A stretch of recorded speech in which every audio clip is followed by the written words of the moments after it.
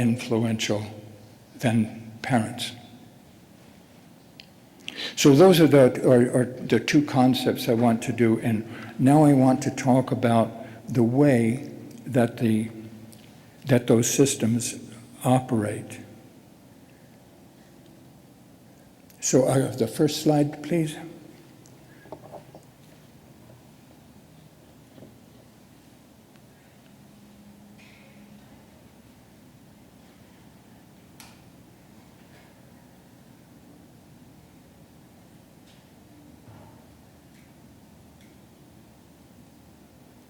There it is. No, my pen doesn't work on a white background. Okay. This is a diagram of the way the world works. This is the way human beings organize themselves and what the dynamics are. And this is, in one way, is a picture of a psychosocial system, but it also illustrates the dynamics of how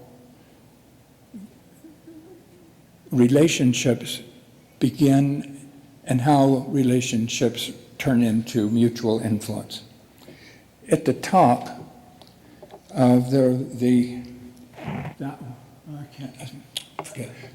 at the top, I want to begin with the concept of propinquity.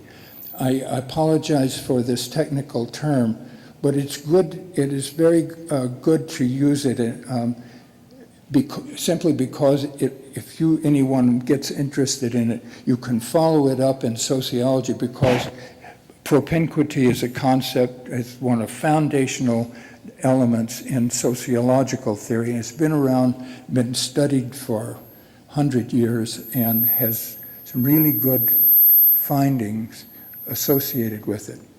Propinquity in definition is really very simple. It is the degree of physical closeness between people.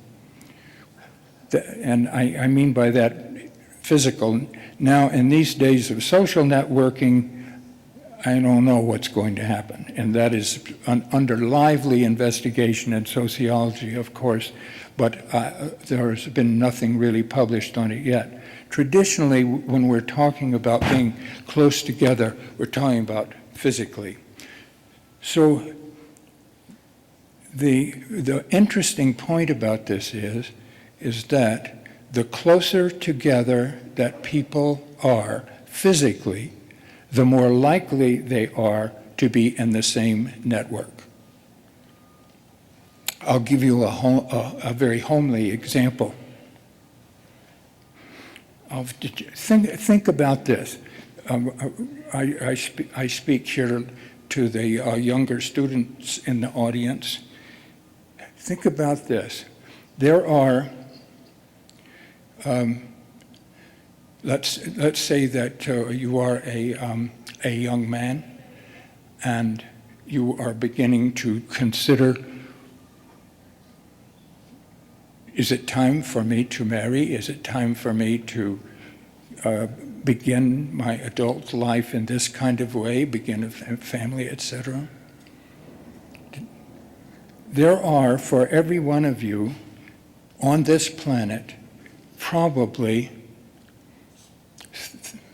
20 billion young women who would fit your requirements. So the question is, how come your real choices that you have are only about 2, if you're lucky? That is really a very interesting question. How did this happen to me with all those people in the world? And I only have a very small number of choices in mating. Now, this is just called assortative mating, and it's been studied for years. Guess what? The biggest determinant of who are these 2 people that are really possibles, the best predictor of this is propinquity. It accounts for almost all the variance if you consider the total possibilities. Now, why is that the case?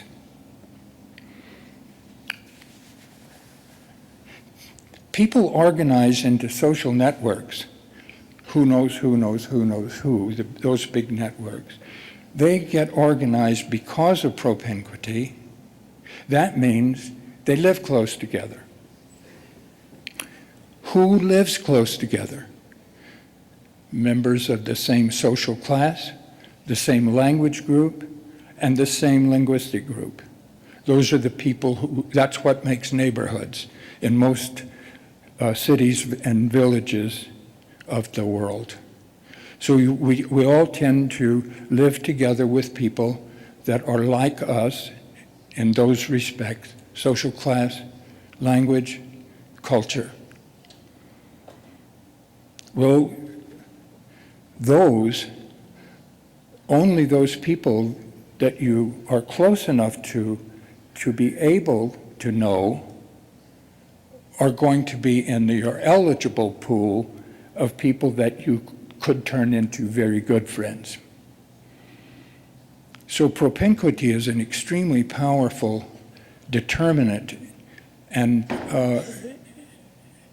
but it's not enough, because we also know that many people who live close together never get to know each other all that well. And so what makes the difference?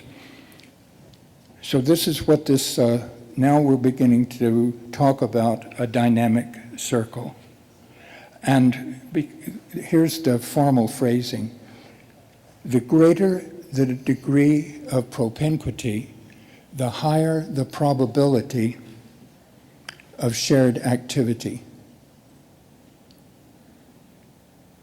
The closer together you are, the more likely you are to engage in joint activity.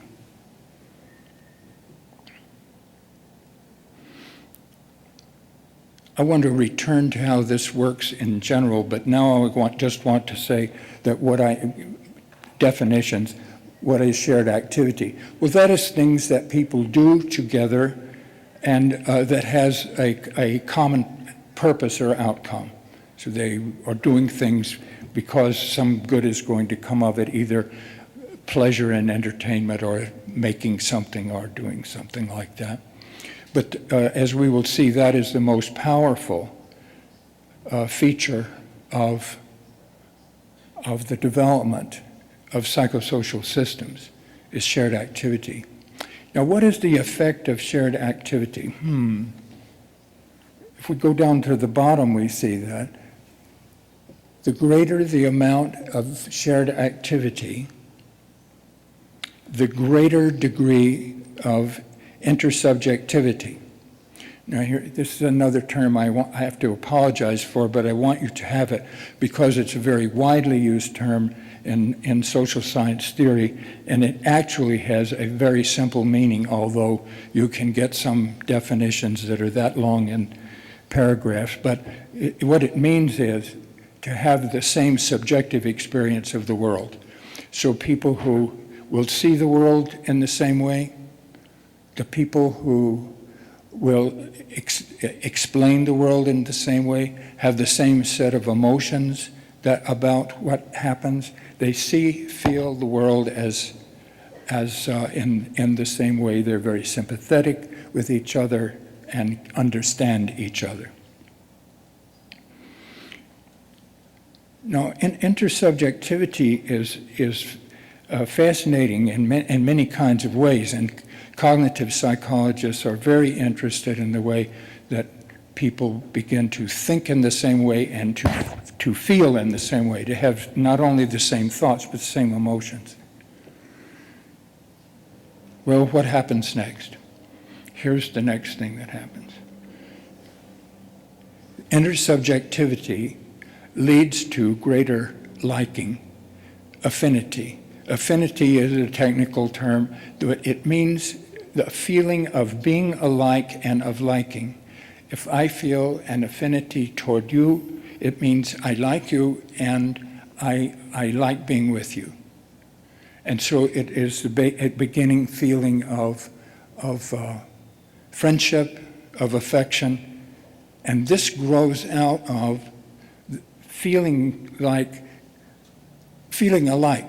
and recognizing another person as And that's my kind of folks. And so that makes you feel more fond of the people with whom you feel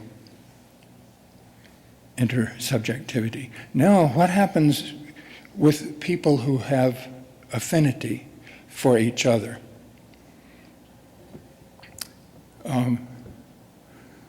When you come into a big auditorium like this, or into a movie, or to any kind of audience event or somewhere, who do you sit with?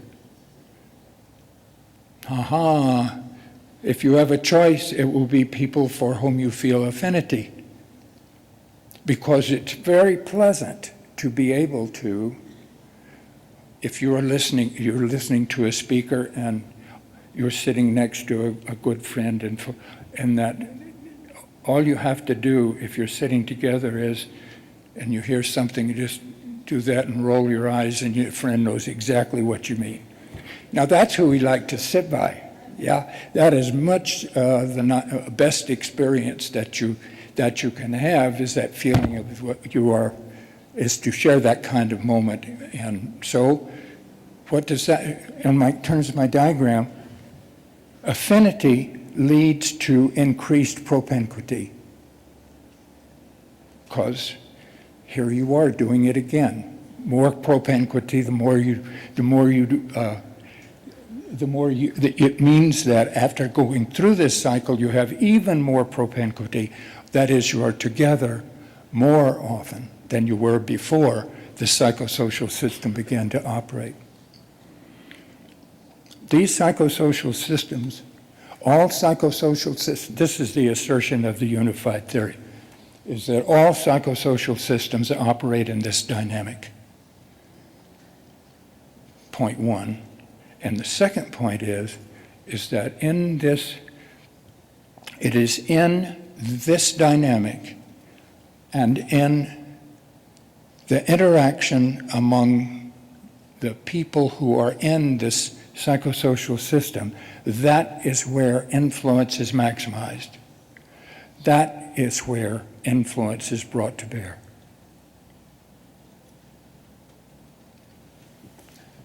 Okay, pause. So please exchange ideas, or you can have a little daydream, or you can punch your neighbor and roll your eyes. You can, but talk it over. Let's take a couple of minutes, 2 or 3 minutes, and have a little discussion of that, and then you can tell me if something needs clarifying or questions or whatever. Okay? Just stay in place, and we'll take a few minutes of conversation.